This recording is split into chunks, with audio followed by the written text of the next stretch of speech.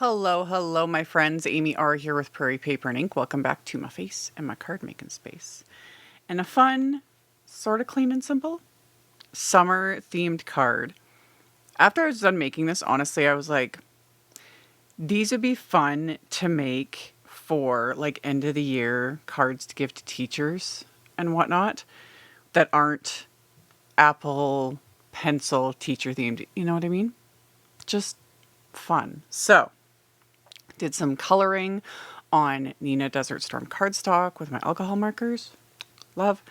Everything I used will be listed and linked in the description box below the video. My links are affiliate links. That just means that if you click on one of my links and end up placing an order, I do get a little kickback from that at no extra cost to you. It's what helps, pays the bills, keeps the lights on, enables me to keep bringing out content. And yeah, let's get into making the card. So the main images I'm using for this card are from the Bring On the Sun stamp set. This was part of Simon Says Stamps Shine On release, the June 2026 release. And there is a coordinating wafer die for the set. I don't have it. And I do like having my coordinating wafer dies. And I was not in the mood to fussy cut. So I was looking at the set and I was like, what if I do a flat lay? It's been a while since I've done things like this. So I took a panel of Neenah Desert Storm cardstock. It's roughly A2 size, so 4 1/4 by 5.5 inches. And I laid out a bunch of the images from the set onto this cardstock, and I'm going to ink them up and stamp them with the Rainbow Splash black ink. I have really been liking this ink for stamping images and coloring with alcohol markers. It reminds me a lot of the old Memento Tuxedo black ink. If some of you OGs that have been, coloring along with me for many, many years, kind of similar in formula. I don't know the exact formulas, but I've been liking it. I also really like coloring with alcohol markers on Desert Storm cardstock. In a way, to me, it feels more forgiving. I don't know how else to explain it. I love it. This first little bit, FYI, is in real time, just to, show the difference, because this is going to get sped up. This didn't take me that long. I spent less than 20 minutes coloring this because I didn't feel the need to get crazy detailed, tons of depth, and I just wanted to lay down color. And I'm using OLO markers for this. Any alcohol markers work. The thing you always need to remember when coloring on anything other than white cardstock is all of these colors, regardless of brand, are transparent. So the colors are going to be more muted, or they'll just be tinted depending on the color cardstock you're using. So it's always something to keep in mind. Again, though, if you've never done it, try it. It's fun. I really like it. And the other thing to note, OLO markers come with connectors. You can connect them to be a normal size marker. I use them not connected. It's just what works for me. That way I can see all my colors and it does not bother me. I talk about it a lot. I do have hand and borderline carpal tunnel issues, but this just looks weird on camera. My hands look weird when I'm coloring with these, but no pains. Everything is good. And yeah, you can connect them. It's all good. And yeah, I was just having fun. Just kind of grabbing colors at random and filling in all of these little images. And yeah, it's a good way. And this is also something you can do too, is take some images from sets that you like and stamp them onto panels like this. And then you can just have the panels and your color, your markers, and take it on the go and just sit and color. And then you've got all these little panels of basically pattern paper is kind of what you're creating in a sense, that you can use, or you could cut them down later, or, die cut them, whatever, So I just kept working my way around filling in all of these images with the different colors. I had no color combo in mind. I was just like, I just want happy colors, and we'll go from there. So after I get everything fully colored in, I could have just left it as is, but then I decided to kind of add little extra little extra bits, you know, instead of just like, as you're looking at all these images right now, everything kind of looks like it's just like floating, you know? So I want to get it a little more grounded. So I took a couple of the markers and I'm just outlining all these images. I'm not like thinking about light source or anything like that, like getting into like specifics. I am just outlining. And you can kind of see, because I've sped this up, it's kind of fun. You can actually see the marker ink like drying on the cardstock, because I talk about that a lot as well too. Let's like let everything dry and then, you know, assess it. Especially when doing things like this on darker cardstocks, everything will look darker when the marker is wet and then we outline it. And you can kind of see these outlines are starting to, you know, as they dry. However, I wanted them to fade even more. Like I didn't want them to be super obvious. I wanted this to be subtle.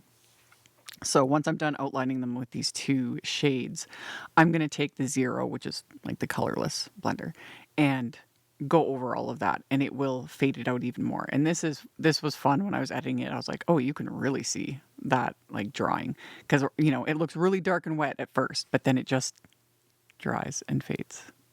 It's kind of cool. I don't know.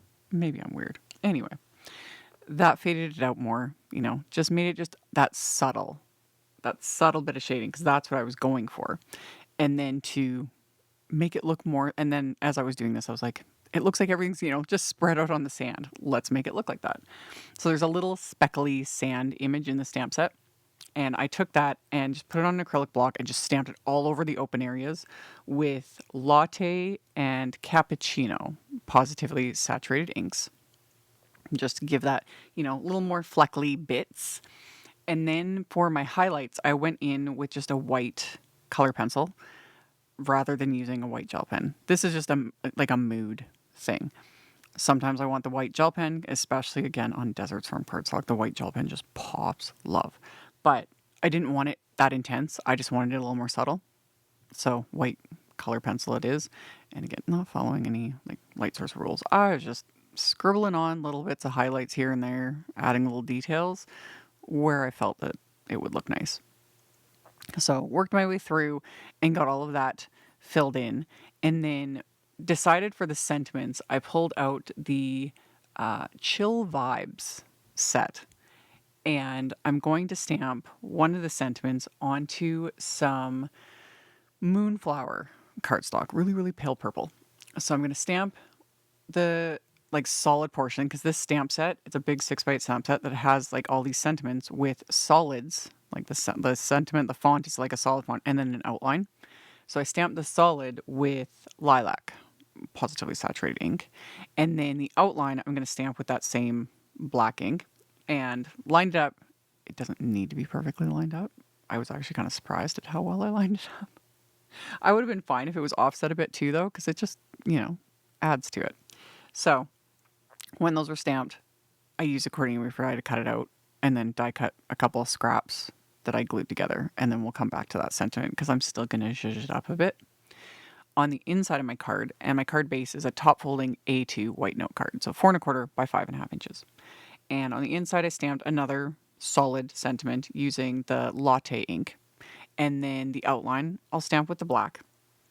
And then I took a little sub-sentiment from that set, and I stamped that with the Lilac ink right below it.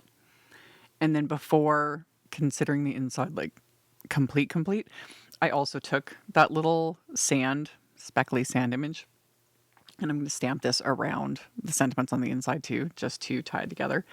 And also, FYI, that little speckly sand image, that would work for Splatter too.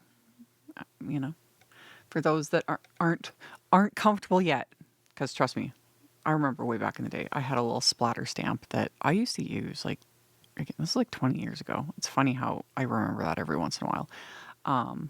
I've loved Splatter since the beginning of card making, in my journey Anyway, I stamped it on the inside just to finish it off. I took the panel that I had colored and I trimmed it down just a bit. I trimmed it to like 4 by 5¼ and then I popped it onto the card base with some Big Mama foam tape just to give it a little bit of dimension. And then I'm still gonna add like actual splatter because that's what I love to do.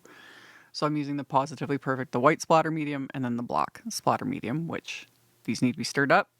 All that pigment settles to the bottom of these jars. I do not recommend shaking them. I did that in the beginning and it just, such a disaster. Such a disaster. So I recommend just stirring these. I've got the little silicone stir handle thingy. It's linked in the supplies, but even a palette knife, just something. Stirs it up really well. I dip my fan brush in there, added a good amount of the white splatter. I'm going to do the same thing with the black. It doesn't look like it needs to be stirred up, but it does. Pigment does settle to the bottom of this one as well.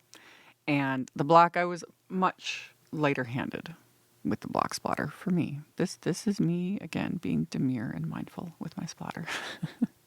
So adding a little bit of the black splatter and then clean off my brush, put the lid back on, you know, because this stuff does stain, just FYI. And I let that completely dry. And while it was drying, I die cut and adhered the sentiment for the front. I took that white pencil and added highlights to the sentiment as well, just because, you know, just gives it that little extra something, you know. Sometimes subtle is okay.